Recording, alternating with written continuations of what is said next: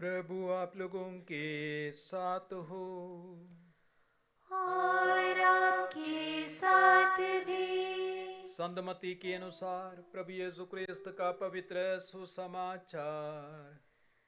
प्रभु की जय। अध्याय 9 वाक्य संज्ञा 27 से 31 तक। यीशु वहां से आगे बढ़े और दो अंधे यह पुकारते हुए उनके पीछे पीछे चलने लगे, दाऊद के पुत्र हम पर दया कीजिए। जब यीशु घर पहुंचे तो ये अंधे उनके पास आए। यीशु ने उनसे पूछा, क्या तुम्हें विश्वास है कि मैं यह कर सकता हूँ? उन्होंने कहा, जी हाँ प्रभु।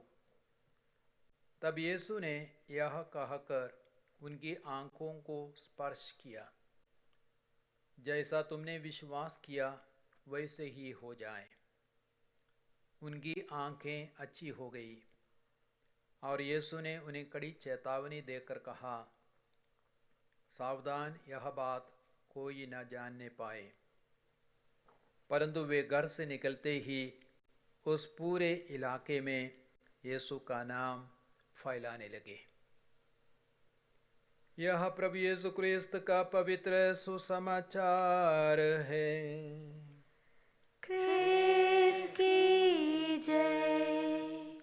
क्रिस्त में प्यारे भाइयों और बहनों, प्रभु यीशु मसीह के आगमन का समय एक क्रांति का समय है, बदलाव का समय है। इसलिए आज के पहले पाठ में नबी ईसायास के ग्रंथ अध्याय 29 वाक्य संख्या 17 में और 18 में भी वचन कहता है, थोड़े ही समय बाद लबनोन फल वाटिका में बदल जाएगा। फल वाटिका जंगल बन जाएगी।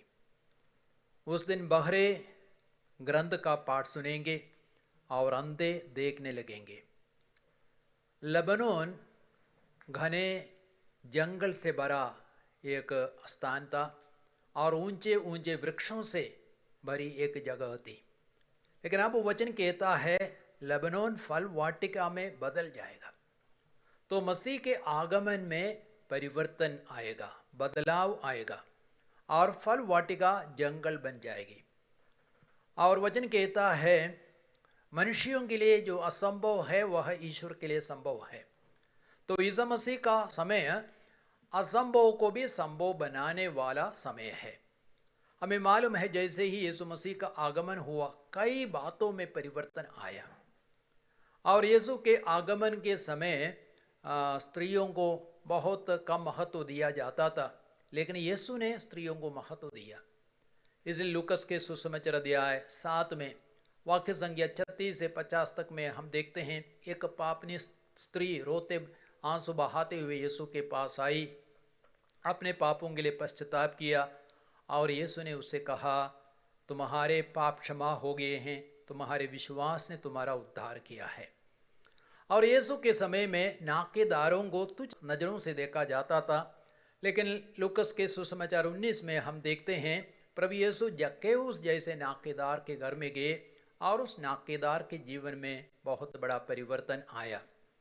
तो यीशु का जो समय है वह परिवर्तन का समय है, क्रांति का समय है। यदि आप प्रेरित चरित्र भी पढ़ेंगे अध्याय 2 वाक्य संख्या 42 से आगे, वहाँ पे हम देखते हैं प्रथम ख्रिस्तीय समुदाय के बारे में। जैसे ही उन्होंने वचन सुना उनका जीवन बदल गया और उनमें एकता थी, मेल प्रेम था और उनमें कोई भी कंगाल नहीं था।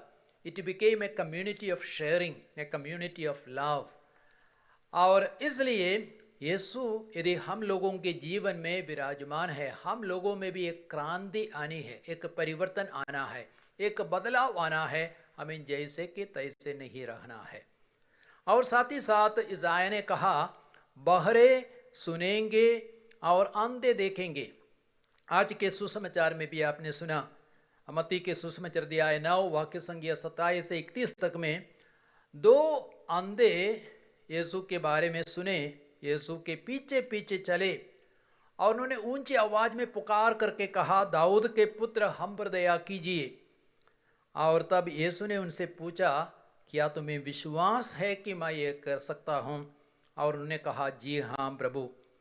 और यीशु ने उनकी आंखों को स्पर्श किया और उनको पुनः दृष्टि मिल गई। आज भी यीशु चंगा करने के लिए तैयार है। मैं कुछ समय पहले गुजरात में गया था, एक बाइबल कन्वेंशन हो रहा था, करीब 4000 लोग वहाँ पे मौजूद थे।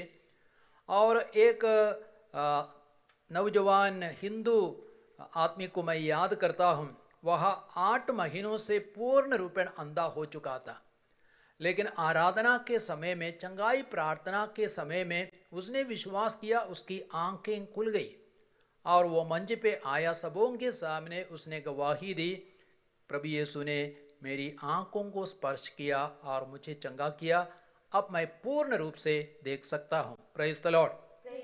यीशु की स्तुति हो, यीशु की स्तुति हो, यीशु को धन्यवाद। यीशु को धन्यवाद। हमें चंगाई चाहिए, प्रभु की आशीष चाहिए, लेकिन सबसे पहले हमें प्रार्थना करने के लिए तैयार होना है। उन दोनों अंधे व्यक्तियों ने यीशु को देखा, पुकार करके प्रार्थना की, दाऊद के पुत्र हम पर दया कीजिए। हमें भी प्रार्थना करने को तैयार होना चाहिए। इस प्रार्थना को हम दोहराएंगे, दाऊद के पुत्र हम पर दया कीजिए, दाऊद के पुत्र हम पर दया कीजिए, दाऊद के पुत्र हम पर दया कीजिए, दाऊद के पुत्र हम पर दया कीजिए। लूकस के सुसमाचार अध्याय 18 में वाक्य संख्या 1 में प्रभु यीशु कहते हैं नित्य प्रार्थना करनी चाहिए, कभी कभी नहीं, रोज हमें प्रार्थना करनी चाहिए। तस्सलुनीकियों के पहले पत्र अध्याय 5 वाक्य संख्या 16 से 18 तक में संत पौलुस कहते हैं आप लोग हर समय प्रसन्न रहे, निरंतर प्रार्थना करते रहे। तो हमें भी प्रार्थना करनी है, उन अंधों के सदृश्य हमें भी प्रार्थना करनी है। प्रभु हमारी प्रार्थना को सुनेंगे। और एक दूसरी शर्त है, हमें विश्वास करना चाहिए। और उन अंधों से यीशु ने पूछा क्या तुम्हें विश्वास है कि मैं यह कर सकता हूँ? उन्होंने कहा जी हाँ प्रभु। तब यीशु ने उनकी आंखों को स्पर्श किया। योहन के सुसमाचार 11:40 में प्रभु यीशु कहते हैं यदि तुम विश्वास करोगे तो ईश्वर की महिमा देखोगे। तो ईश्वर की महिमा को देखने के लिए, ईश्वर के चमत्कारों को, चंगाइयों को देखने के लिए हमें विश्वास करना है। और उसी प्रकार मार्कुस के सुसमाचार अध्याय 11:24 में प्रभु यीशु कहते जब तुम प्रार्थना में खड़े हो तो विश्वास करो कि जो कुछ तुमने मांगा है वह पूरा हो गया है। तो आइए उन अंधों की तरह हम भी प्रार्थना करने के लिए तैयार हो जाए, निरंतर प्रार्थना करें, नित्य प्रार्थना करें, हमारी सारी ज़रूरतों को विश्वास के साथ प्रभु के चरणों में रखें और प्रभु हमें आशीष अवश्य प्रदान करेंगे। आइए हम थोड़ी देर मौन रहें। हम अपने जीवन में एक क्रांति के लिए, परिवर्तन के लिए, बदलाव के लिए प्रभु से निवेदन करें, हमारे जीवन में बदलाव आए। हम अपने सारे रोग बीमारियों को भी प्रभु के हाथों में रखें, उन अंधों की तरह प्रार्थना करें, उनकी तरह विश्वास में मजबूत बने।